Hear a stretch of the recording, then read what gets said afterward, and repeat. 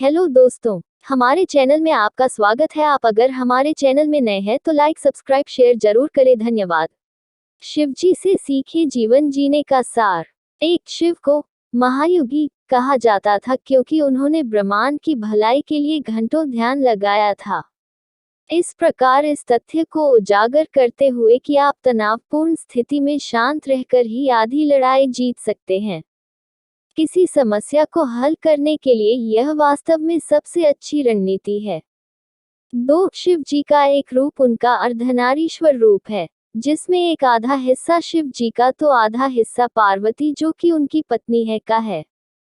यह शिव जी के पत्नी प्रेम आदर एवं महत्व को दर्शाता है। एक कथा में शिव ने मृत शरीर पर बैठकर अघोरियों की तरह साधना की है। एक अघोरी के लिए जिंदा और मरे हुए शरीर में कोई अंतर नहीं होता। वह एक सजी संवरी देह और व्यक्ति को उसी भाव से देखता है जैसे एक मृत शरीर को।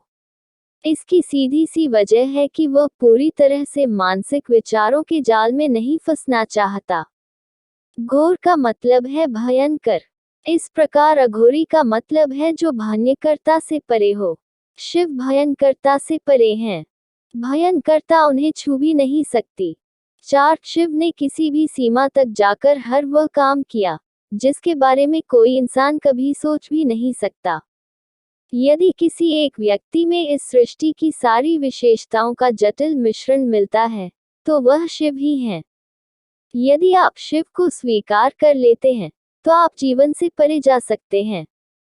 फिर आपको कोई समस्या नहीं रहेगी। उनमें कोई भी चीज घृणा पैदा नहीं कर सकती। वो हर चीज को हर व्यक्ति को अपनाते हैं। ऐसा वह किसी सहानुभूति, करुणा या भावनाओं के चलते नहीं करते। वे सहज रूप से ऐसा करते हैं क्योंकि वह जीवन की तरह है। जीवन सहज ही हर किसी को गले लगाता व अपनाता है। इंसान के जीवन का सबसे बड़ा संघर्ष यह चुनने की कोशिश है कि क्या सुंदर है और क्या भद्दा, क्या अच्छा है और क्या बुरा। समस्या सिर्फ आपके साथ है कि आप किसे अपनाएं किसे छोड़ दें। आपकी यह समस्या मानसिक है, न कि जीवन से जुड़ी समस्या।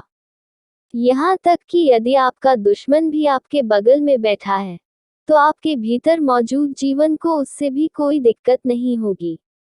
आपका दुश्मन जो सांस छोड़ता है उसे आप लेते हैं।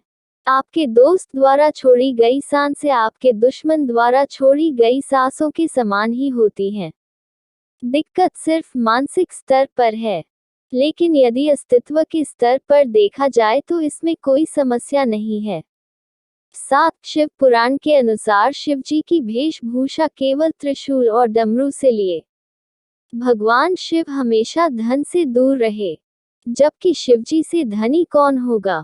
यदि आप धन और भौतिकवादी चीजों से नहीं जुड़े हैं तो आप जीवन में कुछ नहीं कर रहे हैं, क्योंकि भौतिकवादी आनंद अस्थायी है।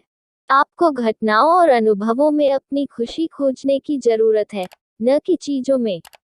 कहा जाता है शिवजी ने अपने अहंकार को बनाए रखने के लिए अपने त्रिशूल को धारण किया, पर कभी भी उन्होंने अपने अहंकार को अपने से बड़ा नहीं होने दिया और न ही किसी और के अहंकार को सहन किया। आपका अहंकार ही है जो आपको सफल होने से रोकता है। भले ही अहंकार रखो लेकिन कभी भी उसे अपने ऊपर हावी मत होने दो।